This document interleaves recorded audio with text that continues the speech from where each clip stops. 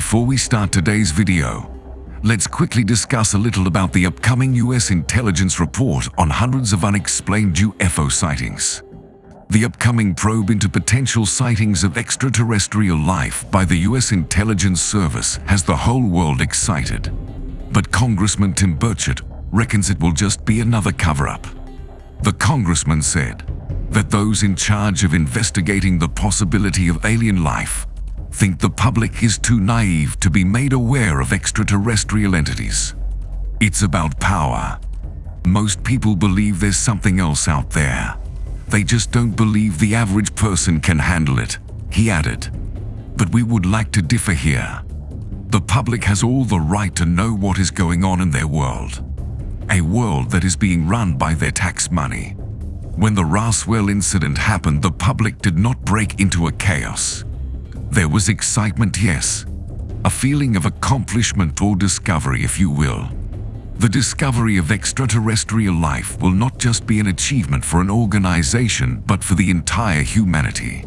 But having said that, the government has several secrets which can be justified to an extent. But when you see a footage like this, and your best answer to it is optical illusion, then you are severely underestimating the common people. We will wait for the U.S. Intelligence Service to come out with the report. Until then, our quest goes on. Welcome to Lab 360. It's time to explore. Located at Groom Lake in the middle of the barren desert of southern Nevada, Area 51 is a U.S. Air Force installation that has become infamous for a speculated connection with unidentified flying objects. Conspiracy theories surrounding the base suggest that it is used for the testing of alien technology recovered from supposed crash sites, like the famous one in Roswell, New Mexico. Also, the fact that the base was a secret for many years and is still inaccessible to the general public doesn't help its reputation either. But we are not here to talk about what it is and what it isn't. We will instead talk about what has been seen around it. The year is 1994, and we are at the Nevada Test and Training Range, which provides the U.S. a flexible, realistic, and multi-dimensional battle space to conduct testing tactics development and advanced training in support of its national interests. An Air Force tracking station is stalking the airspace above it, when suddenly, its cameras capture something mysterious. The 12-minute video quickly gains everyone's interest. It is around midnight, and you can see the moon causing the bright lens flare.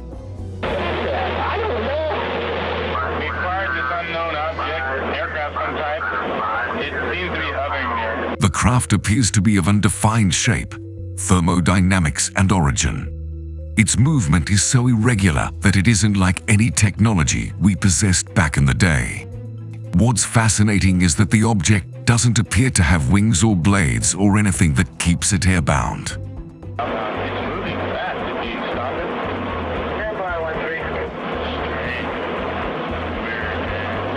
Is it a weather balloon, a bird, or some technology from the United States adversaries? Normally, we would give it a thought, but let's not forget that this object is directly hovering above Area 51, one of the most guarded places on this planet. Nothing can fly over Area 51 as it has been recognized as a no-fly zone. So what is this object? And why did it take the officials by surprise? Let us know in the comments below while we move on to the next in the list. It's March 2004. The location, Campeche, Mexico. A Mexican surveillance plane is patrolling along the Gulf of Mexico conducting routine anti-drug trafficking vigilance, when its infrared camera captures something strange. 11 unidentified flying objects in the skies over southern Campeche. They appeared to be flying at an altitude of about 11,500 feet. When the jet stopped following the objects, they disappeared. A Defense Department spokesman confirmed later that the videotape was filmed by members of the Mexican Air Force. Till date, the Mexican government has not been able to crack the case. Well, that makes two of us. The next in the list gives me goosebumps. Not only because it disappears right in front of us, but also the way it leaves no trail behind. This one is from July 2019. U.S. military ships are conducting military exercises when suddenly they feel something monitoring them, something of unknown origin. Footage shows a dark spherical object flying over the ocean as seen through an infrared camera at night. The sphere appears to move rapidly across the screen before stopping and slowly easing down into the water. When the object appears to dive into the ocean. Whoa, splashed. Mark bearing and range. The footage was recorded off a monitor inside the USS Omaha's Combat Information Center, and a few military members can be heard remarking on the object in the video. There were at least 14 solid objects measuring about 2 meters wide, and they moved at varying speeds between 74 to 254 kilometers per hour, according to an intelligence briefing. The Pentagon has confirmed that the video is real and under review by the UAP task force. But what appears to be so strange about this incident is that the object splashed into the water and then disappeared. The US military immediately launched a submarine search of the area but found nothing. No wreckage found. None of the unknown craft were recovered. Whatever this is, it seems to have that one thing most of the UFO sightings have: the water connection. According to estimates, 75% of the UFO sightings happen near a water body. In one of our previous videos, we had explained that if these UFOs actually belong to aliens, then water might be the only common thing between us and them, and hence water makes the perfect hideout if someone was trying to not display their presence. That is because we have only explored 5% of our oceans. We know more about the Martian surface than we know about our aqua. And this footage that we are going to show you will blow your mind. Because not only is this the strangest UFO captured till date, but it also shows the unidentified object split into two in real time as they were getting recorded. August 2013. They're at massive speeds, zip through the ocean and split into two.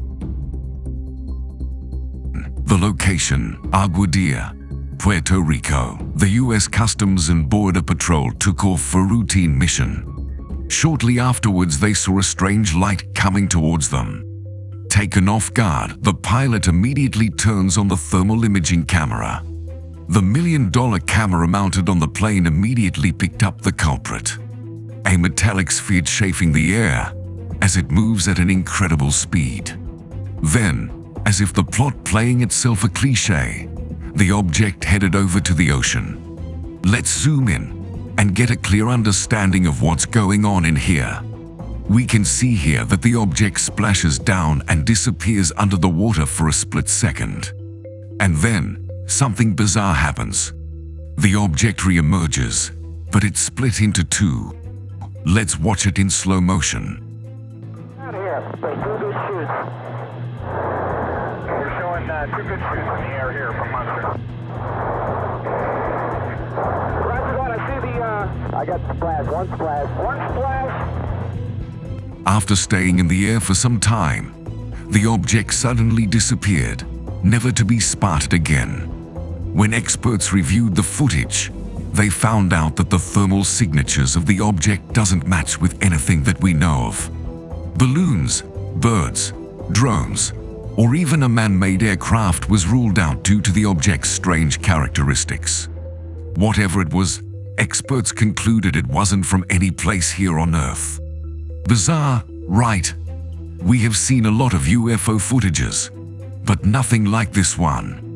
Imagine an alien race that possesses such technology. What else are they capable of? And where does NASA stand in all of this? Well, just to let you all know, NASA isn't saying these mysterious sightings are evidence of extraterrestrial life. The point is that whatever the truth may be, scientists should be able to pursue it as rigorously as any other question without having their reputation or sanity questioned. It is time we let go of the taboo that is associated with reported UFO sightings. Because the more people talk about UAPs, scientists and military officials hope the closer we can get to explaining them and to mitigating any risk they might pose. What do you guys have to say? Drop in your comments below. And don't forget to subscribe to Lab 360, because together we will explore